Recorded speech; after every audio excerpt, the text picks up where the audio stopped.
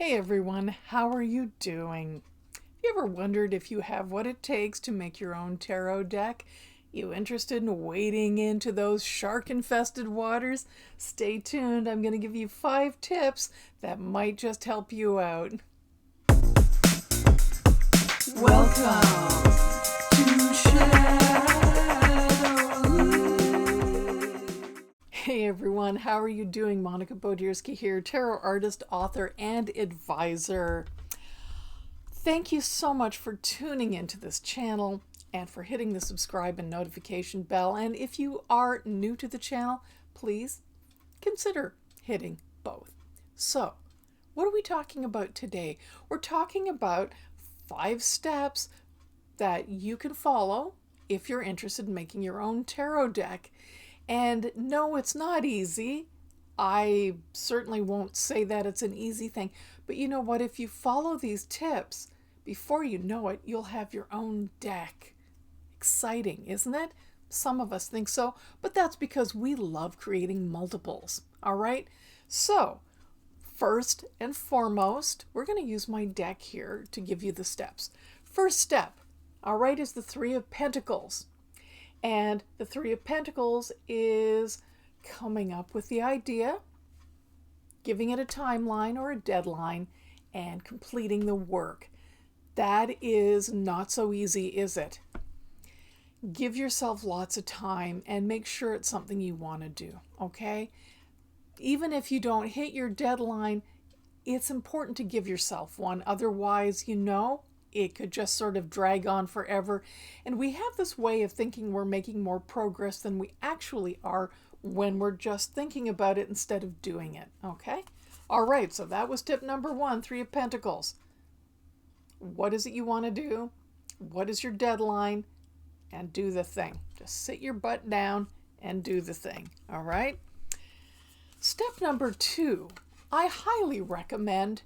It is the Hierophant, and the Hierophant can mean a couple of things. Find yourself a mentor, an advisor, someone who's made a deck, or somebody who knows the business well enough to understand what's involved, and find classes or courses. If you think you're lacking in your actual skills, find a teacher.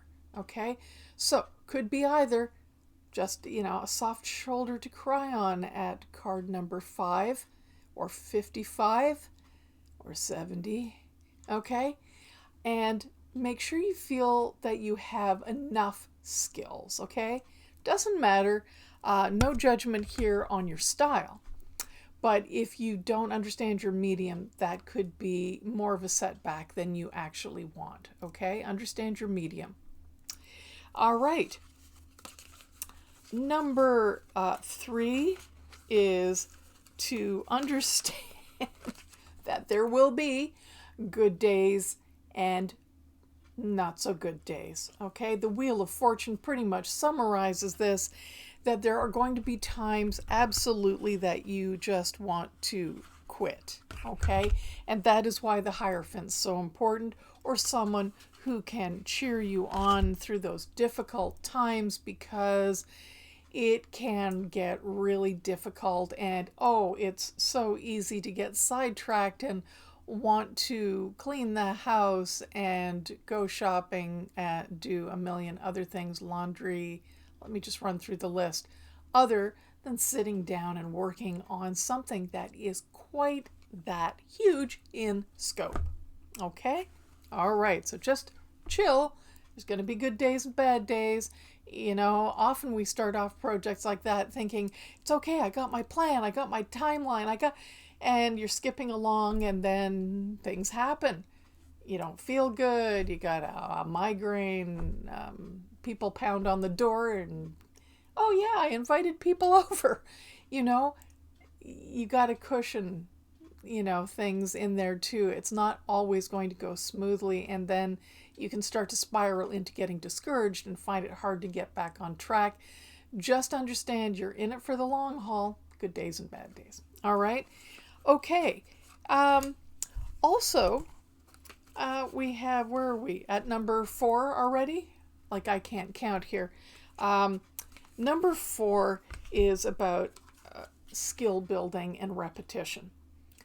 I'm going to suggest that you check in, because over 78 cards, you might start inadvertently making them look different.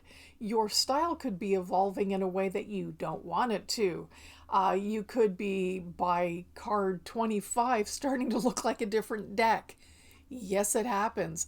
You need to reference your other cards constantly and make sure that they are holding together. And you can do that by design, by the color palette, by your own particular medium or style. But make sure you're not kind of veering off into, wow, over a year or however long you want to spend making your deck, your cards have changed into a whole nother creature. You will find your art improving, and even that can cause a bit of an issue, just because it's starting to look a little different. You might be making it too smooth or too refined, or even the opposite. You might just be getting in such a hurry and so sick of it, it's starting to get like totally out of control, and just get it done. And you're not spending that much time anymore. So again, consistency is really important here, okay? Check in with that. Get someone else to look at them if you're not sure. Just do what I do. Drag your husband into the room and go, are they working? Yeah, he's not available for your consults, but I'm sure you can find someone equally straightforward.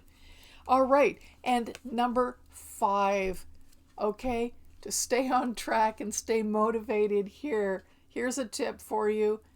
Think of how good you'll feel when you've got something this huge finished, and how your friends and your family and supporters will be cheering for you when you cross that finish line, okay? Because you did it. Don't think about, is it the best deck? Is it a bestseller? Is everyone going to rave about it? Is it going to be published if you haven't got a contract yet when you're making your deck? Just think, wow, I did it. I made 78 pieces of artwork. And if you're like me and you wrote a 200-page book accompanying, really give yourself a pat on the back, because you know what? That was not easy. And no matter how snobby some people can be, or how dismissive in their, oh, I don't like that deck, don't let that bother you. You can't control how other people are going to receive your work. But you know what? You did it, and you deserve to feel proud of yourself, okay? So, get working. I want to see those decks. I'd be really happy to hear in the comments if you've ever thought of making a deck, or if you've made a deck, or if you've teamed up with somebody. Maybe you want to collaborate. Let me know. Have yourselves a wonderful week, and thank you for watching. Bye-bye.